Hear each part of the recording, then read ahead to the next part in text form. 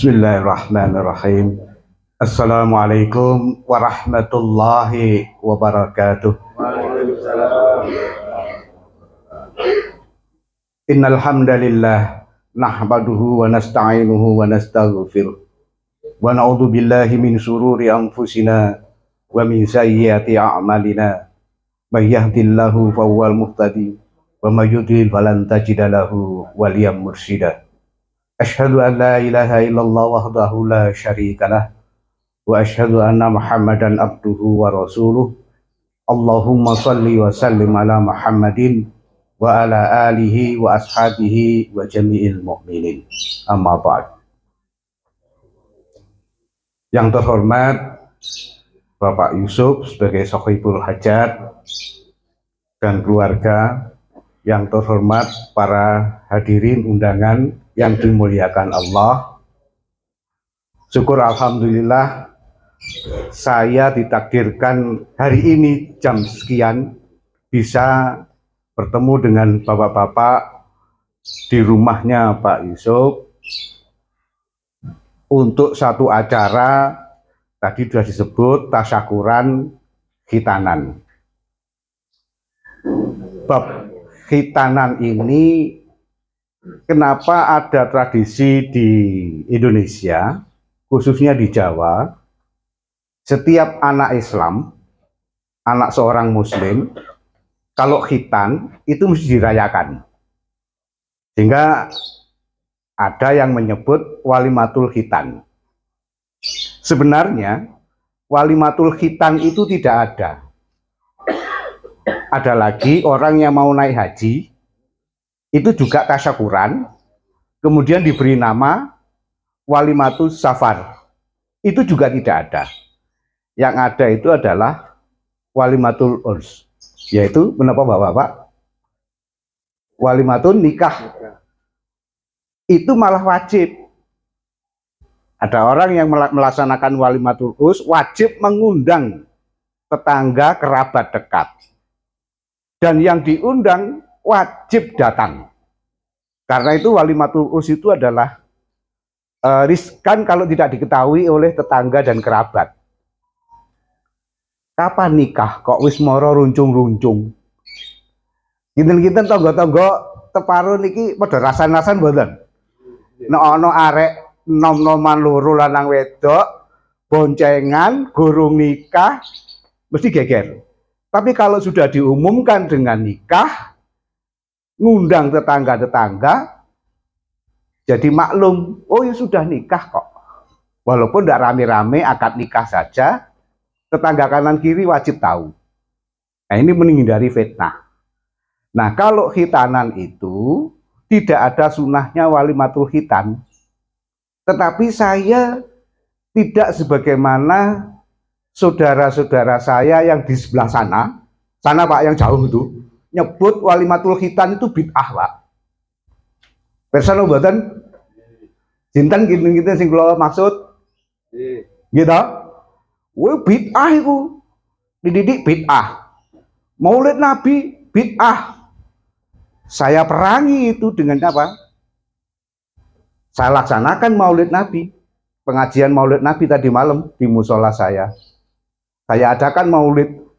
Saya nggak membantah dengan dalil atau dengan argumen logika macam-macam. Saya laksanakan saja. Ini bentuk saya menyangkal mereka.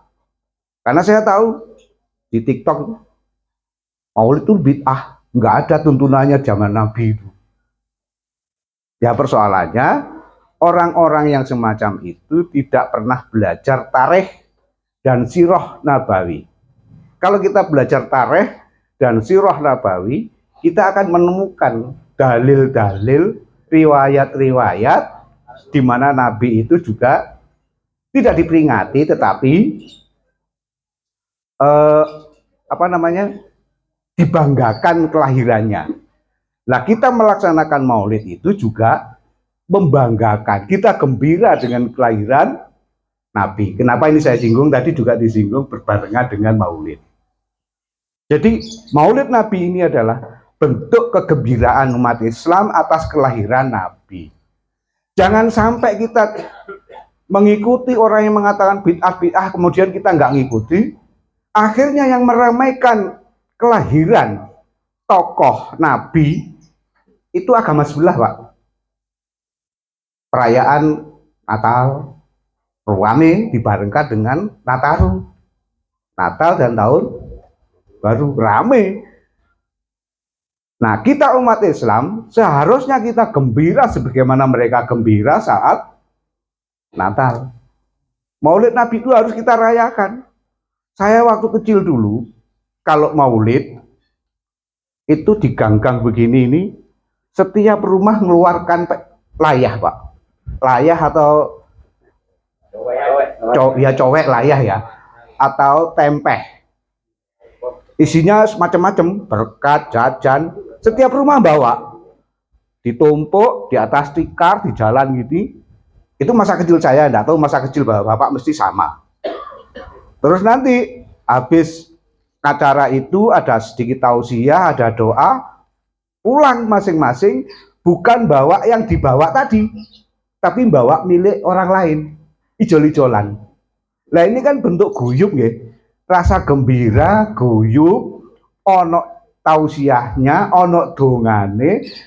Apakah ini sesuatu amalan yang mubadzir? Saya kira tidak. Ini amalan hasanah, amalan yang baik, yang harus kita tradisikan lagi. Supaya apa? Orang-orang yang ghairu muslim, kui keder, Pak. Keder, umat Islam ternyata kompak.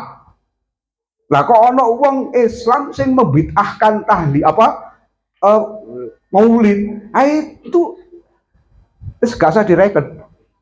Lah begitu pula khitanan ini tadi disebut syukuran.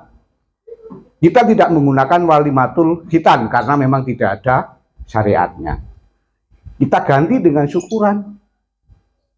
Apakah ini ada hikmah yang bisa, pelajaran yang bisa kita tebarkan? Bisa. Mayoritas Indonesia umat Islam. Untuk membedakan dia Islam atau dia non-Muslim, kalau anak khitan, kita tandai dengan tasyakuran kayak begini. Ini juga menunjukkan bahwa umat Islam itu punya tradisi. Ya ini tradisi. Ghairu Muslim keder, Pak. Dengan kompaknya umat Islam setiap acara ini kita adakan syukuran. Nah, lebih dari itu, syukuran khitanan ini adalah salah satu bentuk tahadus bin nikmah. Yaitu apa? Mensyukuri nikmat. Apa nikmatnya? Pak Yusuf sudah kagungan putra anak Agil, ya? Namanya Agil. Sudah menginjak balik. Pak Yusuf bersyukur anaknya sudah balik. Ditandai dengan khitan dan tasyakuran. Tasyakuran untuk mengundang tetangga-tetangga, lu anakku wis gede. Maksudnya apa? Bukan pamer anaknya gede. Sebenarnya Pak Yusuf itu ingin mengajak bapak-bapak ikut ngopeni secara psikologis anak ini. Nek anak karena sudah balik, maka tetangga-tetangga kaum muslimin ini memberi nasihat nek ana sing gak bener perilakunya. Jadi tetangga itu juga saudara.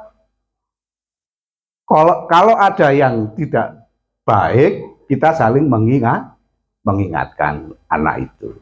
Nah, ini maknanya adalah tahadus bin nikmah. Mensyukuri nikmat Allah kepada anak yang sudah balik, di khitan, kemudian disyukuri sebagai tanda. Kemudian ini pesan untuk anak Agil, si Ragil. Pesan ini saya membawa sebuah cerita. Ceritanya itu Nabi Muhammad SAW ini menyampaikan kepada Umar dan Ali. Umar, Ali, temui di Mekah orang yang namanya Uwais Al-Qarni. Siapakah Uwais Al-Qarni itu? Dia tidak tahu. Dia tidak, si Umar dan Ali ini tidak bertanya siapa itu. Terus tanda-tandanya apa? Agar saya tahu Uwais Al-Qarni itu.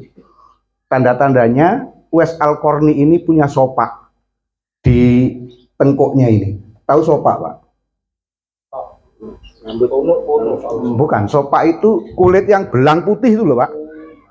Dan Uwais Al-Qarni ini diberi penyakit oleh Allah, badannya penuh sopak, belang-belang gitu, belang-belang. Termasuk di gegernya ini juga belang-belang. Semua tubuhnya itu penuh sopak. Nah, suatu ketika Uwais Al-Qarni ini haji dengan ibunya. Dia berangkat bersama rombongan. Dia tugasnya menjaga onta. Menjaga onta, dia nuntun onta. Kemudian, kok ini ada rombongan? Uwais Al-Qarni itu dari Syam. Syam ke Mekah berapa jaraknya, Pak? Perso? Syam itu di mana? Oh, Palestina. Bukan. Syam itu sebelah selatannya Mekah 1000 kilometer. Nanti buka map ya di rumah. Nah, biar perso. Buka map. Yaman itu sebelah mananya Mekah. Kalau Irak kan sebelah utara. Iran sebelah utara agak timur. Kalau Yaman sebelah selatan masih dalam satu jazirah itu. Nah, ceritanya begini. Uwais Al-Qarni ini punya ibu. Ibunya itu lumpuh, buta. Dia tidak bisa melakukan apapun kecuali dibantu oleh Al-Qarni, Uwais Al-Qarni ini. Makannya, mandinya, dan segalanya itu yang ngopeni anak tunggalnya ini, Uwais Al-Qarni. Jadi terus ibunya itu bilang sama Uwais, ibu kepengin haji. Ibu kepengin haji. Lah Uwais Al-Qarni itu pekerjaannya hanya penggembala kambing, Pak. Penggembala kambing, ya kadang-kadang nggak ikut menggembalakan ontanya orang, kambing, onta gitu. Terus Uwais Al-Qarni ini mikir, ya apa ya? Untuk bisa memberangkatkan ibu haji, padahal ibu itu sakit dan tidak punya kendaraan onta pada waktu itu. Uwais nggak punya, ini orang miskin banget. Kemudian Uwais termenung, dapat ide jual kambing. Kambing-kambingnya dijual, dia belikan sapi pedet. Menapa pedet ini, Bapak? Anak sapi. Nah, ini anak-anak sekarang nggak ngerti pedet, anak sopoan. Ya, beli pedet. Beli pedet itu dia bangun kandang di puncak bukit.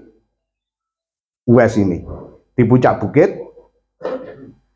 setiap hari dari puncak bukit, dari kandang itu ke bawah, makani pedetnya itu dengan rumput-rumput yang ada. Nanti setelah itu dibawa ke atas. Dan itu dibawa dengan apa? Digendong, Pak, pedet itu. Tiap hari gendong PP. Dari bawah ke bukit, dari bawah ke bukit, dari bukit ke bawah, dari bukit ke bawah. Digendong. Orang-orang yang melihat itu podo ngelokke. Soalnya manusia itu gampang ngelok, Pak, nggih. Ana wong anu titik dilokne, ana wong titik alok. Itu dilokne. Uwais iki wis rada ora waras iki. Wong anak sapi kok digendongi. Jarno apa? Ternyata Uwais Al-Qarni itu punya maksud gendong anak sapi itu. Gendong tiap hari. Turun naik tiap hari. Setelah 8 bulan udah besar. Kemudian Uwais Al-Qarni ini bilang sama ibunya, Bu, apa yang menjadi keinginan ibu? Insya Allah, dengan bahasa Arab Pak, ini bahasa wong ijo ini, dengan bahasa Arab. Insya Allah keinginan ibu untuk berangkat haji dikabulkan oleh Allah. Oleh duit kondi, sapi yang umur 8 bulan itu dijual untuk bekal. Jadi digendong-gendong itu untuk bekal dia dan ibunya berangkat haji. Naik apa? Karena Uwais Al-Qarni sudah latihan gendong pedet selama 8 bulan, dia jadi kuat gendong ibunya sampai ke Mekah. Ibunya digendong, ibunya yang buta, yang lumpuh itu digendong. Saking baktinya Uwais ini kepada ibunya, dia lakukan itu. Demi ibunya bisa haji. Gendong. Sampai di Mekah, orang-orang pada heran. Kemudian, dan tetangga-tetangga yang alok tadi, jadi tahu. Kenapa ya? Uwais itu kemarin gendongi sapi tiap hari, ternyata itu maksudnya, supaya dia punya kekuatan untuk gendong ibunya ke Mekah. Jadi sapi yang digendong itu latihan dia selama 8 bulan. Ini anak yang berbakti. Kemudian di Mekah ketika dia menunggu onta dari kabilah Syam, kemudian si kabilah Yaman, kemudian si siapa tadi, Umar sama Ali mendekati rombongan ini, kabilah ini, karena tahu itu dari Yaman,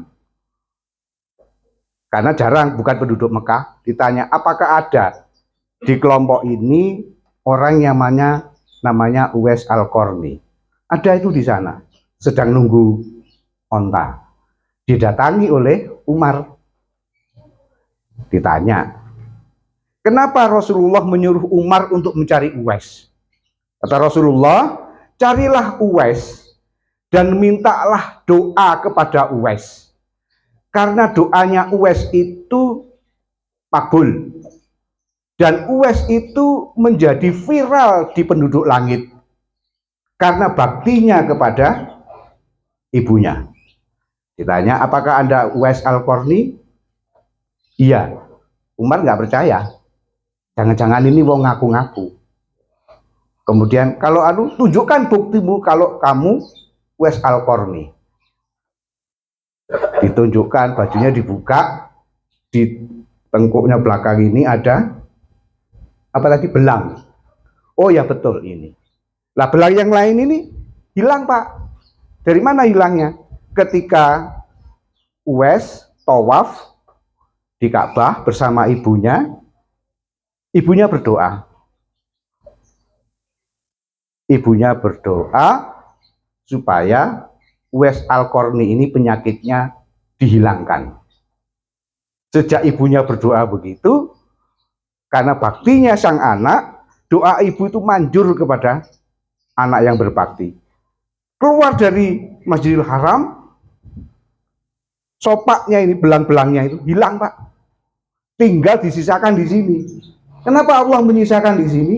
Karena ini nanti akan jadi bukti untuk umat bahwa inilah Uwais. Nah, pelajaran apa yang bisa kita petik? Bahwa menjadi anak yang berbakti kepada ibu, itulah yang menjadi Allah senang, Allah ridho. Dan itu dijamin surga. Ini pesan untuk siapa? Di Agil ini, di Ali. Pada ibu, terutama ibu, harus berbakti. Kedua, ibu. Ketiga, ibu. Pada ibu, berbakti. Ketiga, baru bapak. Rasulullah ditanya, saya harus berbakti kepada siapa? Ibumu. Kepada siapa lagi ya Rasulullah? Ibumu. Kepada siapa lagi ya Rasulullah? Ibumu. Kepada siapa lagi ya Rasulullah? Bapakmu. Jadi bandingannya adalah 3 dan 1. 3 untuk ibu, 1 untuk bapak. Tapi dalam Al-Quran juga disebut walidain. Walidain itu bentuk masna, bentuk double. Berarti harus kepada kedua orang tua harus berbakti dan tidak boleh seperti dalam surat Al-Isra ayat 23 Allah melarang anak-anak mengatakan wala taqulahuma uffin. Janganlah kamu berkata uff kepada kedua orang tuamu. Apa uff itu? Dalam Al-Quran disebut uffin. Jangan berkata kepada orang tuamu. Ya kedua-duanya.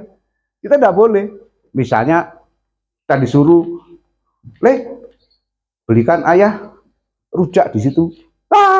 Itu tidak boleh. Ini contoh kecil ya. Sudah mengatakan itu tidak boleh. Berkata saja tidak boleh, apalagi bentak. Apalagi anak moro tangan pada orang tuanya. Apalagi anak yang menggugat ibunya sampai ke pengadilan soal warisan. Ini sudah betul-betul durhaka. Neraka jahanam. Nah ini Mas Agil, nih jangan sampai membantah perkataan mama, papa, ya. Ini karena sudah dewasa, sudah bisa mengerti, menerima nasihat. Dan untuk Pak Yusuf, anak yang sudah balik, dua-duanya sudah balik, tugasnya adalah mendidik. Mendidik itu bagaimana? Apakah disekolahkan saja? Enggak. Mendidik itu ya mendidik secara lahir, yaitu menyekolahkan dan mendoakan. Bagaimana mendoakan untuk anak-anak kita? Ini bapak-bapak, ini ada resep nih. Kalau kepingin anak kita ini berhasil dalam kehidupannya, doa bapak, terutama doa ibu, itu manjur, mujarab. Dan doa yang mujarab itu yang bagaimana? Ini pernah saya ngajikan, ini ada jamaah saya ini, Mas Adri, Mas Gozi, Pak Cip, Mas Angga. Doa yang makbul itu, ini saya tidak sekedar ngomong teori, prakteknya sudah ada. Hadis Nabi, riwayat Muslim, beliau bersabda, la yuraddu ad-du'a'u bainal adzani wal iqamah. Tidak ditolak doa antara adzan dan iqamah. Kapan kita berdoa? Ya kita sholat berjamaah di musola. Begitu ada azan, segera Pak Yusuf tindak musola, nunggu qomat, kita berdoa di situ. Doanya apa saja? Nggak usah bahasa Arab, kangelan, bahasa Indonesia saja. Dan itu saya praktekkan. Doa apa saja itu yang bahasa Indonesia, sesuai hajat kita, Allah akan mengabulkan. La yuraddu, tidak ditolak. Ad-du'a'u bainal adzani wal iqamah. Doa antara adzan dan iqamah. Saya dulu masih mahasiswa, akhir, ya sudah selesai lah, tapi belum dapat jodoh, pandangan jodoh. Saya doa Pak, antara adzan dan iqamah di Ketawang Gede, besok ya Ketawang Gede ya. Itu Jalan Kertopamuji itu ada masjid Rois Dahlan ya. Saya itu tipe orang yang nggak pandang bulu golongan. Rois Dahlan itu NU, tapi saya rajin sholat di situ. Karena saya nggak melihat, Allah nggak menghitung kita, menilai kita WNU atau Muhammadiyah, enggak. Kita rajin ke masjid. Dia datang di masjid, begitu azan, sholat sunnah, duduk, nunggu qomat, berdoa. Doanya apa? Ya Allah, karunikanlah aku wanita yang soleh sebagai jodohku. Alhamdulillah Pak, ketemu jodoh Pak. Adik kelas saya. Itu pacaran dulu. Begitu punya anak-anak sekolah, saya berdoa antara azan dan iqamat. Ya Allah, sukseskanlah anak-anakku, lancarkanlah studinya, dan permudahkanlah rezekinya, luaskanlah rezekinya. Alhamdulillah berhasil semua Pak. Ketika anak itu tanya, menyampaikan info, bah aku mau ini cari beasiswa S2. Prosedurnya ngerti nih? Ya tahu, ya coba aja. Nanti apa yang doakan? Saya doakan Pak. Alhamdulillah dapat beasiswa S2 di ITB. Ya tidak lepas dari usaha anaknya. Tapi orang tua juga mendoakan. Ibunya juga saya minta untuk berdoa. Selesai S2 ITB, mau ngelamar dosen di Lampung. Bah, saya tak melamar dosen ya. Ya wes, abah ibu mendoakan. Doakan antara azan dan iqamat. Proses anaknya melamar, jalan, abah ibunya berdoa, jalan antara azan dan iqamat. Hasil alhamdulillah tembus, karena doa itu la yuraddu, tidak ditolak. Kemudian setelah jadi dosen, bah saya tak kuliah ke luar negeri ya, S3. Terus dana nih cari beasiswa, ya wes golek. Abah ibu meridhoi usahamu dan abah ibu akan mendoakan kamu. Alhamdulillah lolos Pak. Dapat beasiswa S3 di London. Dan orang tua yang mengeluarkan duit nyangoni mantune anak is, tapi nggak seberapa. Karena untuk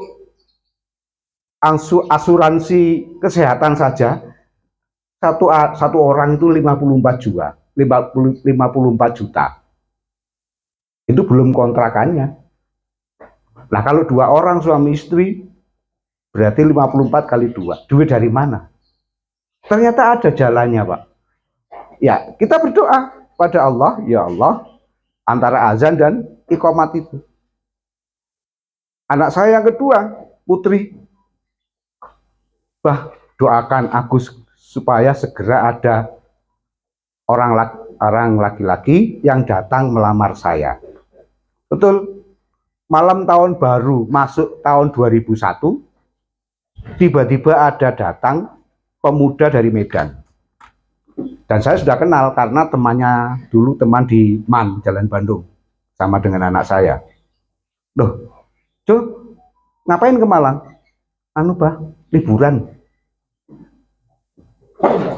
Terus dia bilang, bah kalau si Salwa belum ada pasangannya, pacar, saya akan meminta Salwa. Lah Salwa ini gelem apa ora? Mau tadi sudah ngomong-ngomong. Ya sudah kalau begitu, segera saja bapak ibumu suruh ke rumah melamar. 6 hari setelah dia ngomong begitu, bapak ibunya datang lamaran Pak. Nah inilah doa, kekuatan doa orang tua kepada anaknya. Doanya kapan? Waktu antara azan dan iqamat. Kalau tidak percaya silahkan dibuktikan, tapi syaratnya kudu sholat berjamaah. Ramaikan itu musola. Nek iso malah dalan ku jadi sholat. Kayak di Jogokarian Jogja itu Pak. Sholat subuh, Pak, sholat subuh di sini berapa sab? Alhamdulillah. Alhamdulillah. 5 baris.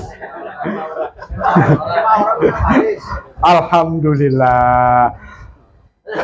Lebih bersyukurlah teman itu bisa jadi tempat sholat. Karena banjir jamaahnya, wong sak gangi metu kabeh sholat subuh.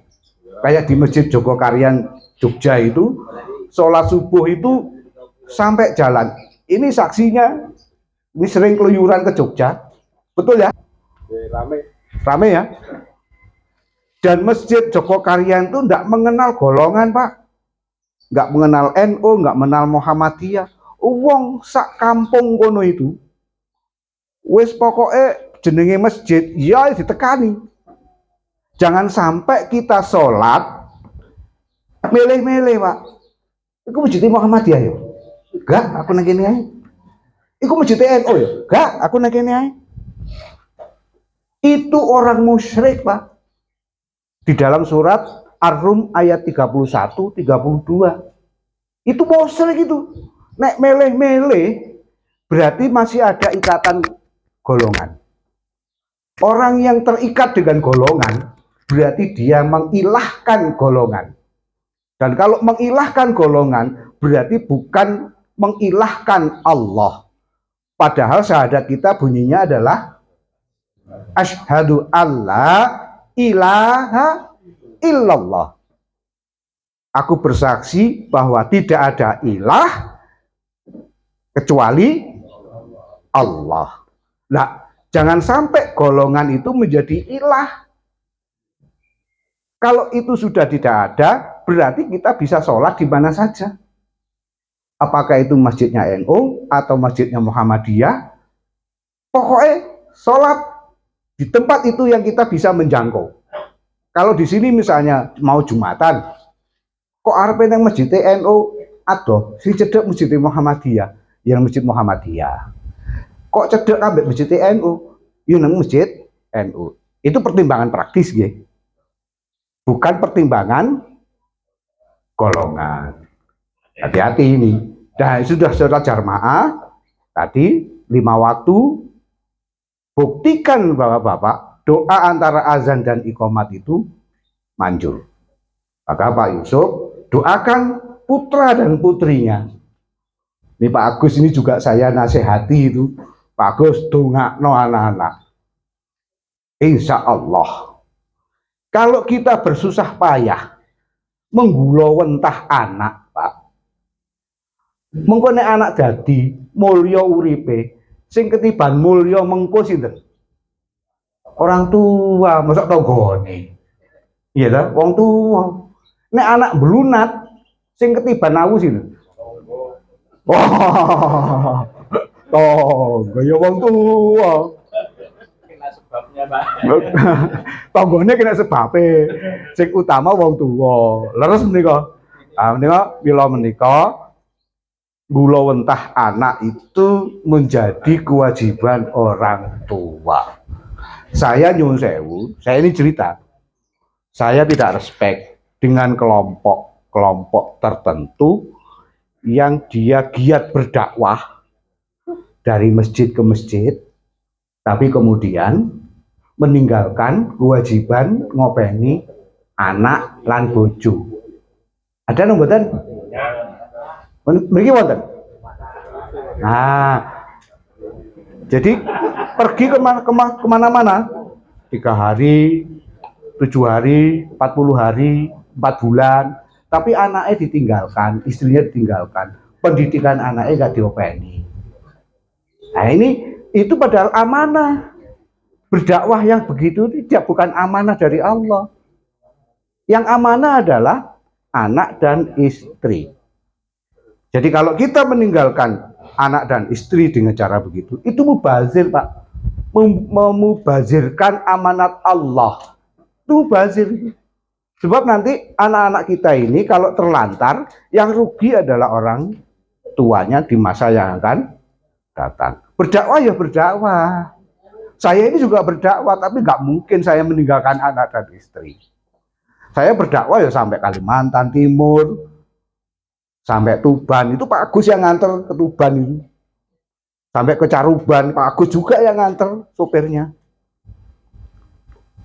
Berdakwah ya berdakwah, tapi tidak meninggalkan tanggung jawab ngopeni anak dan istri.